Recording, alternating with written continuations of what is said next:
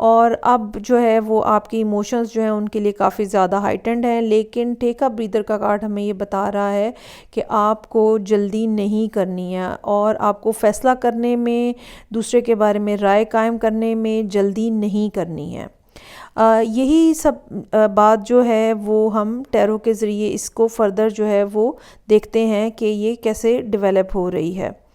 यहाँ पे मैं आपको ये भी कहती चलूँ कि ब्रेक लेने का मतलब ये नहीं होता कि आप अपनी कम्युनिकेशन जो है उसको ख़त्म कर दें, बल्कि ब्रेक लेने का मतलब ये होता है कि अपनी स्पीड जो है वो आप स्लो कर दें। यही चीज़ जो है वो जनवरी के कार्ड में नज़र आ रही है, जो कि स्ट्रेंथ का कार्ड है, जहाँ पे हमें ये बताया जा रहा है कि आपकी जो भी डिज़ायर्स हैं, जो भी इमोशंस हैं, जो भी फीलिंग्स हैं, जो आप करना चाहते हैं, जैसा रिलेशनशिप रखना चाहते हैं, फ़िलहाल आपको उन पे कंट्रोल करने की ज़रूरत है। हर बात कहने वाली नहीं है, हर बात बताने वाली भी नहीं है